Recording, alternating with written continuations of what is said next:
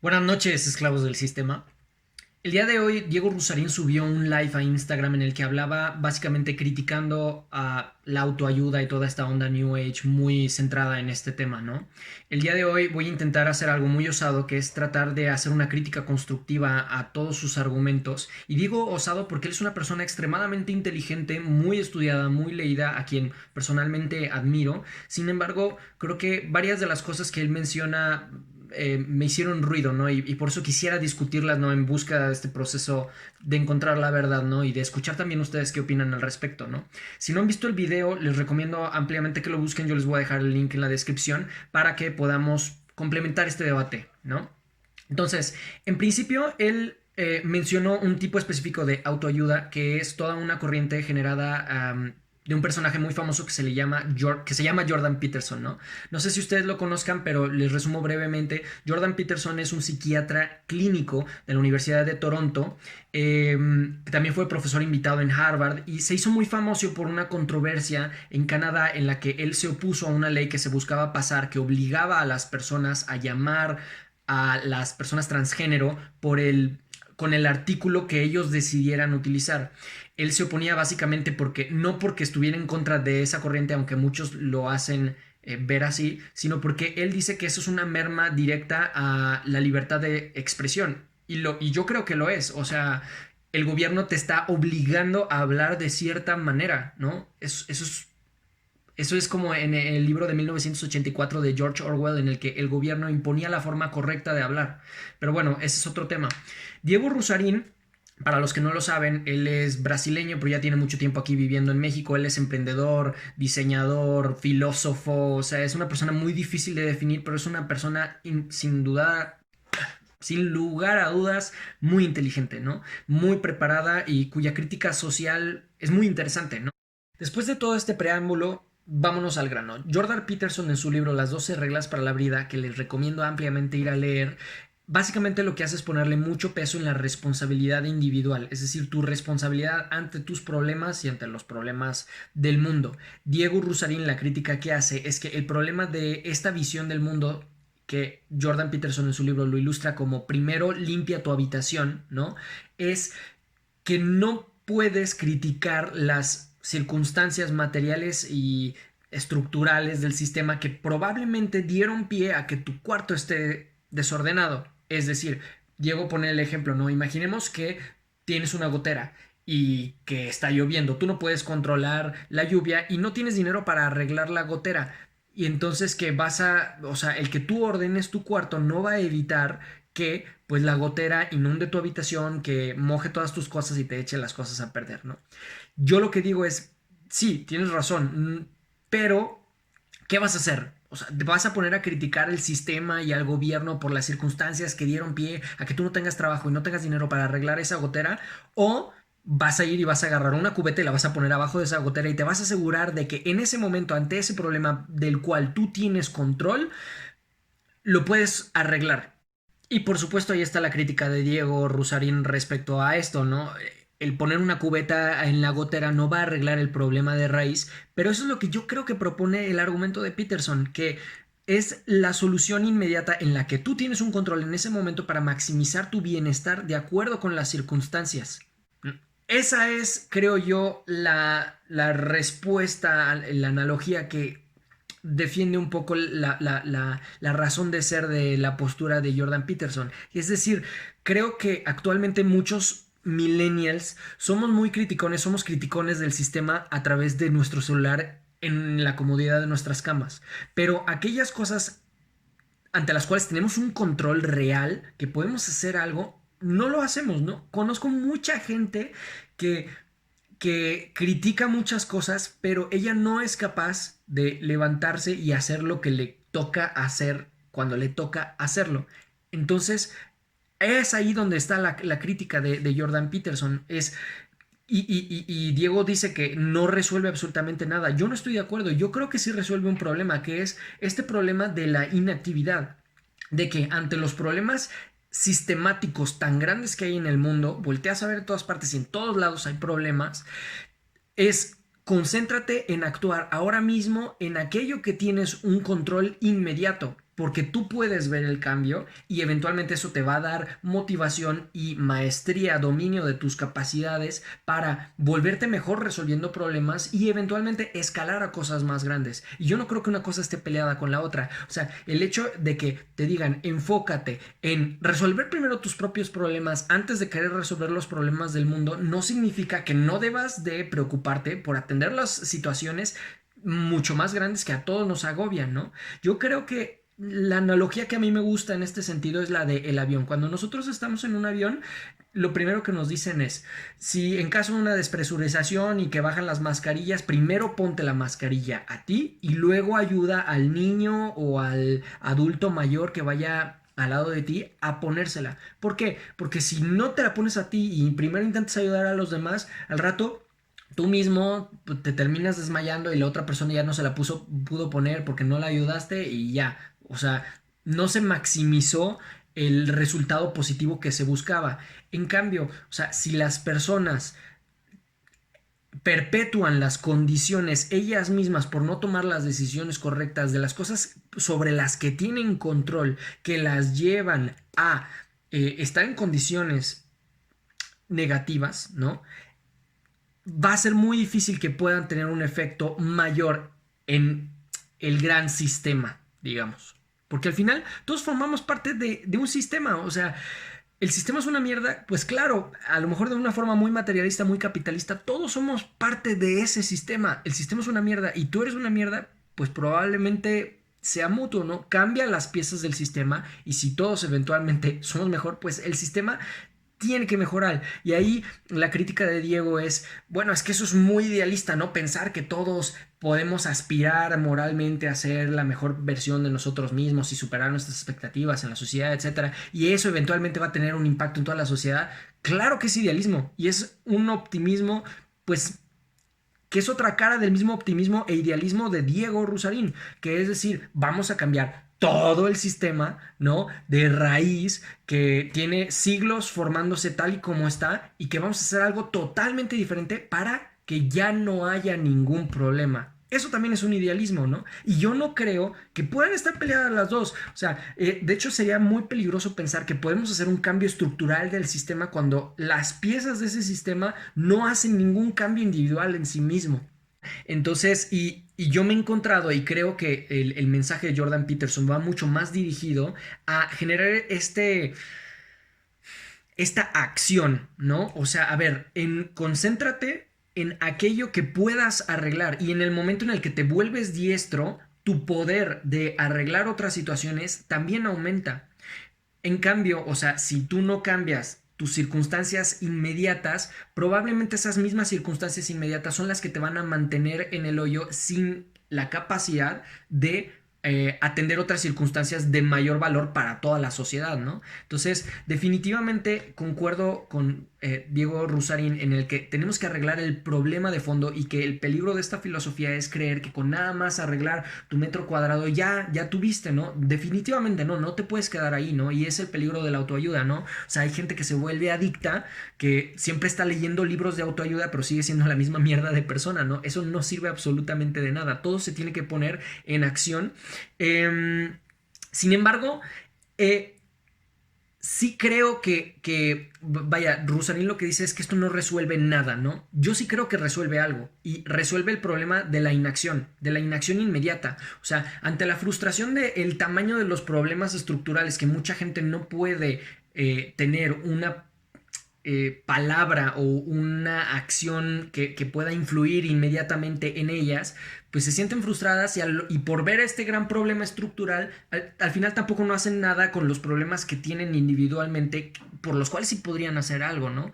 Entonces, yo creo que el mensaje de Jordan Peterson, y por ello los invito a leer el libro, es invitarte a la acción dentro de lo que puedes y hacerte un actor, ¿no? Un actor dentro de tus problemas y los problemas de la sociedad. No podemos ser un actor dentro de los problemas de la sociedad si ni siquiera eres un actor dentro de tus propios problemas, ¿no? Pero bueno, él también menciona el tema del emprendedurismo, ¿no? Y todos estos personajes como Gary Vee, que es el que conozco, los demás, la verdad, no los conozco, ¿no? Pero en eso estoy totalmente de acuerdo porque él menciona el tema de la meritocracia. La meritocracia no existe.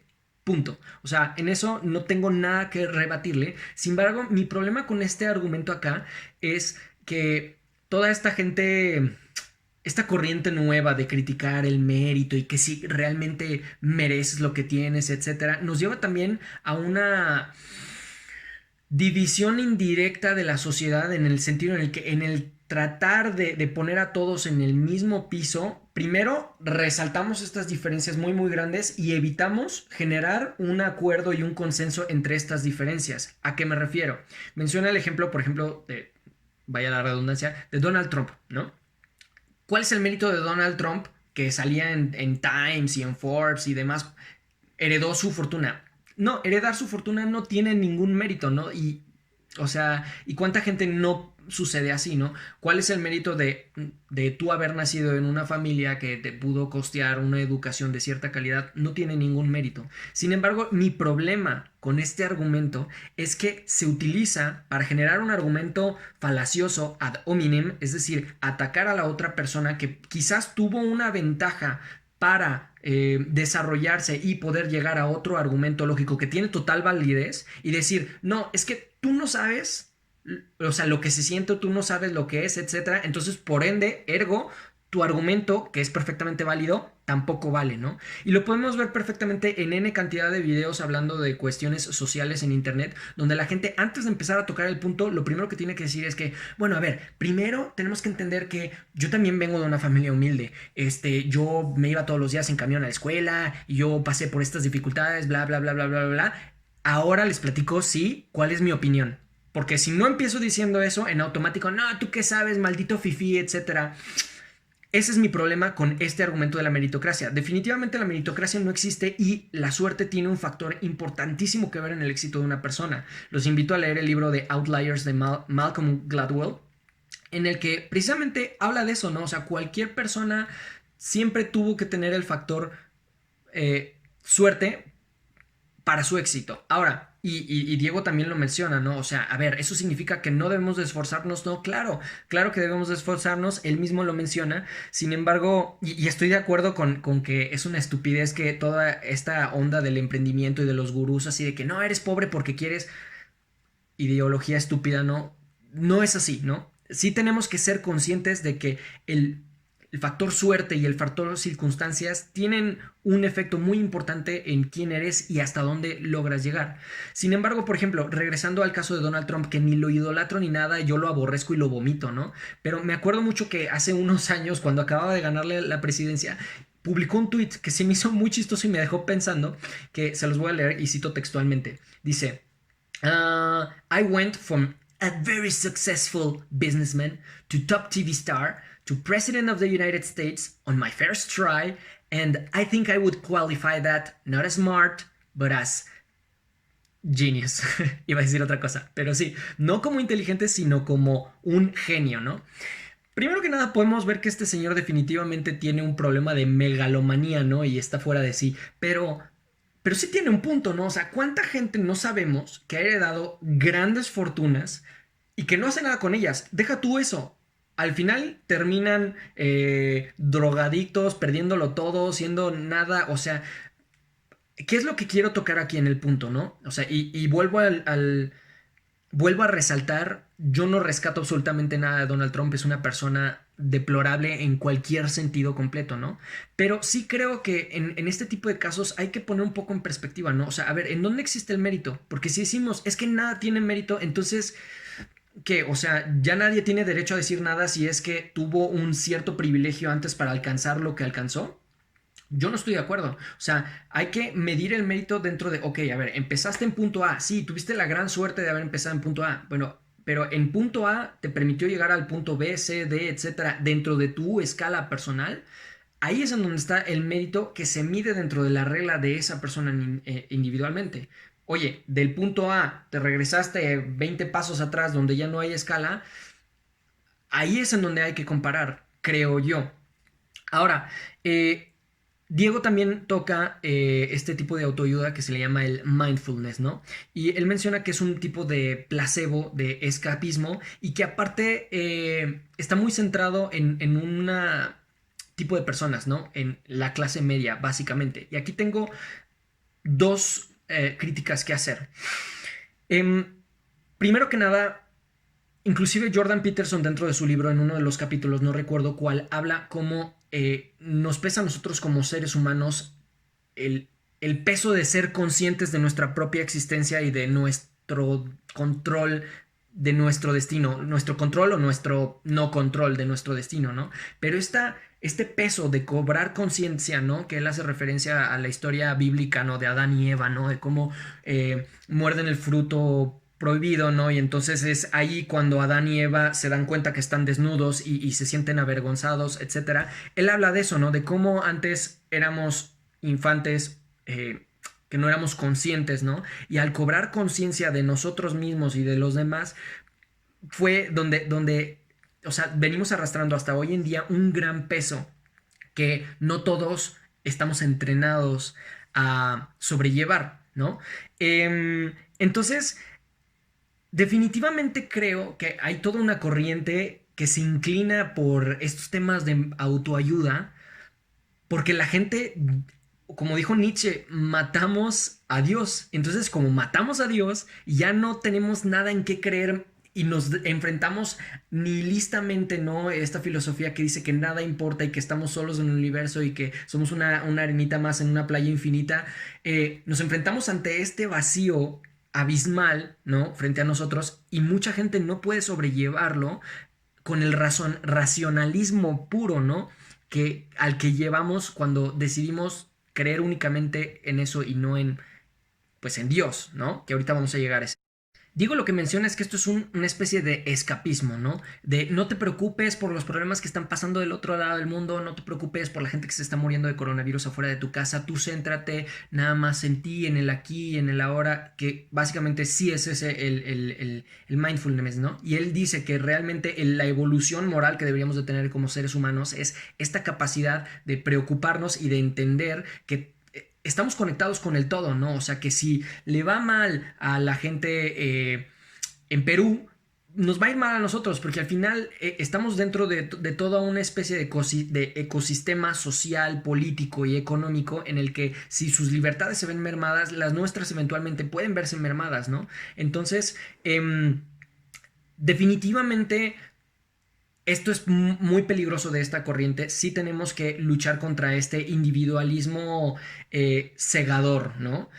Sin embargo, aquí mi crítica va a que, curiosamente, la clase media, que es ¿por qué va dirigido a la clase media? Bueno, porque la clase media es aquella que tiene los recursos suficientes para permitirse tener una vida en la que con ciertas pausas y con su debida educación y lectura e investigación, pues tienen acceso a mucha información que si volteas a ver el mundo es un caos.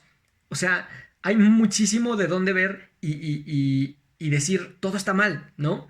Entonces, yo creo muy fielmente en el que si una persona se agobia demasiado con todos los problemas que hay alrededor del mundo, al final no van a terminar haciendo nada y tampoco, o sea, no te impide vivir a ti en el ahora y termina mermando en su propio nivel de vida, ¿no? Entonces, sí debemos de desarrollar, sin hacer una especie de culto ni misticismo, debemos desarrollar un medio en el que le podamos generar esta fortaleza de inteligencia emocional, esta fortaleza a la gente para no estresarse tanto, ¿no? Al grado de paralizarse por análisis, por cosas que están fuera de su control, sin perder de vista que definitivamente todos somos actores y todos nos vemos afectados por lo que le pasa a todas las otras demás personas alrededor del mundo, ¿no?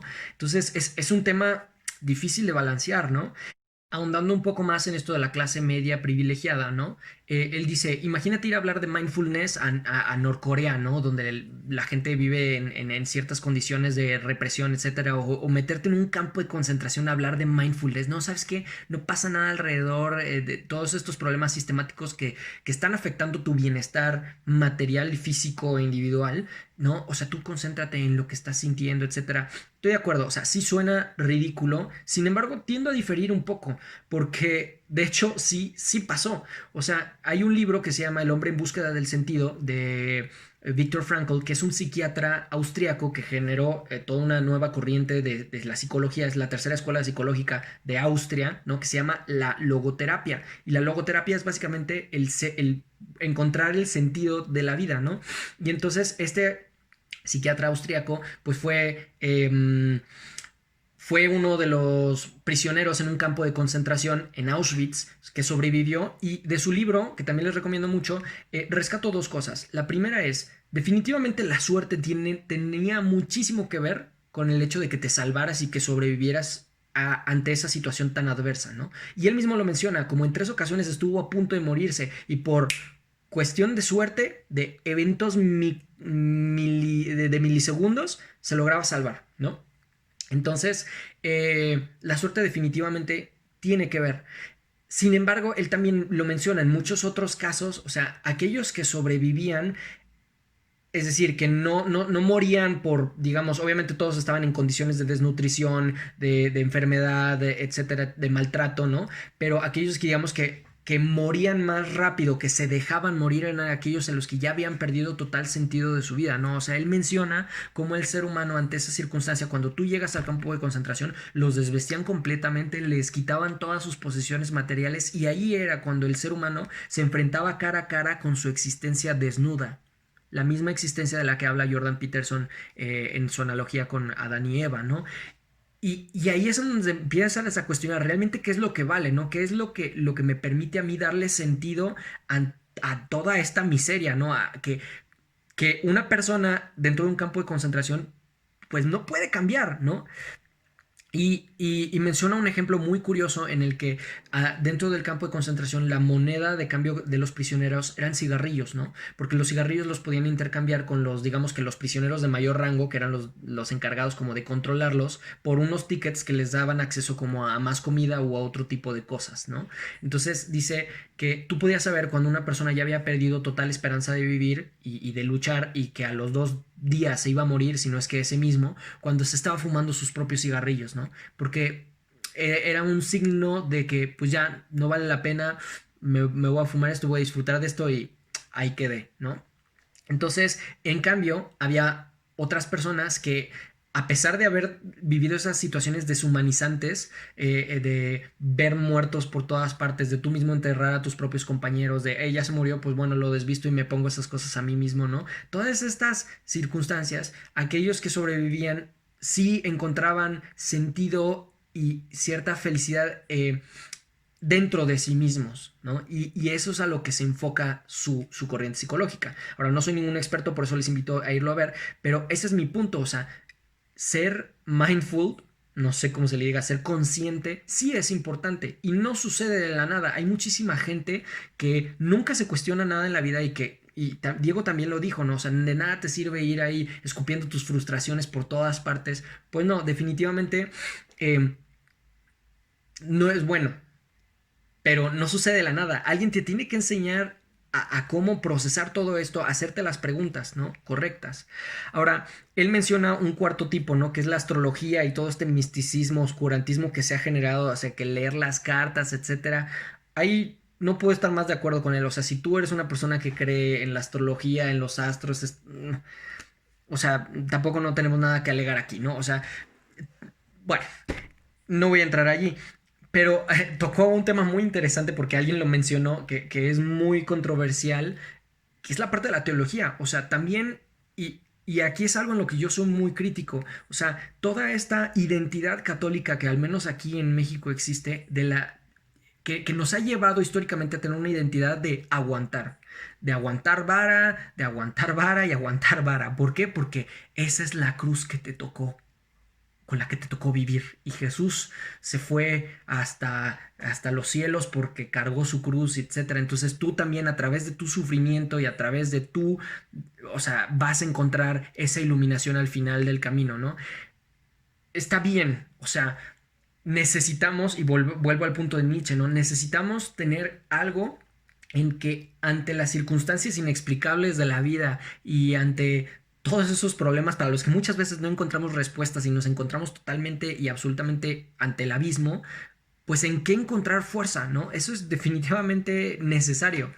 pero sí es nocivo, y en esto lo comparto con Rusarín, el creer, ¿no? Que Dios va a ayudarme, ¿no? Pero yo no voy a hacer nada para ayudarme en este preciso momento, que es justamente el argumento de Jordan Peterson. O sea, a ver, ayúdame que yo te ayudaré. Y eso se dice mucho aquí en mi familia. Sí, sí, sí, pídele a Dios, etcétera, pero ayúdame que yo te ayudaré, ¿no? El que no habla, Dios no lo escucha, ¿no? Ponte a hacer algo. Eh, Cerrando, eh, Diego habla de ser optimistas de verdad y de los cambios a raíz de la pandemia. La pandemia nos ha traído muchos cambios, tanto difíciles como, creo yo, positivos, ¿no? Pero sí creo yo, o sea, bueno, para empezar, sí nos hemos dado cuenta que nuestras estructuras políticas son totalmente incapaces de sobrellevar un problema de esta magnitud. O sea, ¿qué está pasando aquí en México? Hoy o ayer llegamos a más de 100,000 muertos oficiales, ¿no? Porque muy probablemente haya más, eh, por el coronavirus.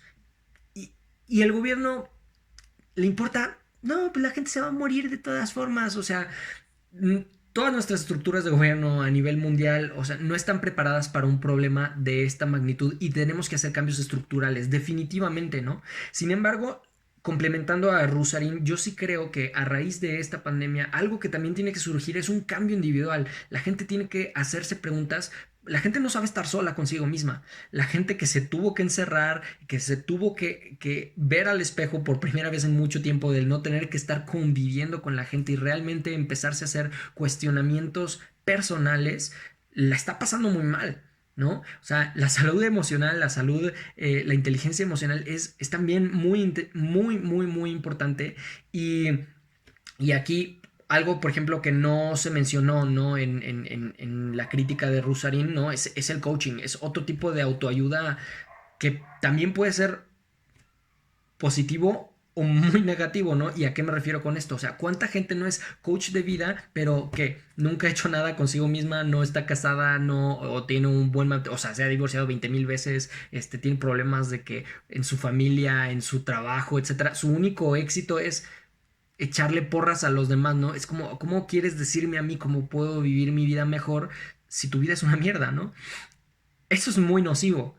Sin embargo, todo mundo necesitamos alguien con quien rebotar ideas, con quien hacer físico nuestro pensamiento, que no existe sino hasta que lo enunciamos, ¿sí? Para darle un sentido y poder actuar consecuentemente. Así que creo que definitivamente, y eso sí lo menciona Diego, vaya, sí hay lados positivos en todo este tema. Con lo que yo quisiera cerrar es que hay que buscar generar un puente, ¿no? Un consenso en el que sí, definitivamente no vas a hacer de toda esta autoayuda tu religión, tu adicción, pero y sí tenemos que ser muy críticos y solucionar el problema de raíz, pero una cosa no está peleada con la otra, ¿no? O sea, la gente tenemos que trabajar en nosotros mismos, tenemos que trabajar en ser una mejor persona, en entendernos mejor, en hacernos las preguntas difíciles, y no por eso significa que no podamos actuar en el exterior, ¿sí? Pero yo sí creo que si solamente haces una o solamente haces otra, es muy peligroso. Las dos te llevan a una inacción, ¿sí? Una inacción en distintas cosas. Solamente te quedas en la autoayuda, no actúas en los problemas estructurales mayores. Solamente te vas a los problemas estructurales mayores, y esta es mi gran crítica con la crítica de Rusarín. ¿Qué puedo hacer? No, pues los problemas son demasiado grandes para yo hacer, y mucha gente se cae en la inacción. Yo no puedo hacer nada, los problemas son demasiado grandes, todo está mal, no voy a hacer nada y sigo aquí con mi vida mierda. Entonces, es muy fácil caer en eso cuando ni siquiera las cosas que a la gente le ayudan o a la gente que le da cierta motivación tampoco son buenas, ¿no? O sea, me gusta mucho una frase que le hicieron al Dalai Lama una vez. Le preguntaron, oye, ¿cuál es la mejor religión para ti? Y toda la gente pensaba que iba a decir, pues para mí la mejor religión es el hinduismo, el budaísmo, etcétera, ¿no? Y no, él lo que respondió es algo que a mí me parece muy sabio, que es decir, la mejor religión es la que te hace a ti a ser una mejor persona con tu entorno y con los demás. Así que cerrando, yo creo que una cosa no está peleada con la otra. Definitivamente tenemos que trabajar en nosotros individualmente como persona, y la cosa que a ti te ayude más a lograr eso, pues dale por allí. Y sin embargo no debemos de dejar de cuestionar y debemos de ampliar nuestra visión y de empezarnos a ver como un conjunto que está relacionado entre todos en la sociedad para pues lograr tener esta evolución moral, ¿no? Pero yo no creo que una cosa esté peleada con la otra. No sé, ¿tú qué piensas? Déjalo aquí en los comentarios, me encantaría leerlos.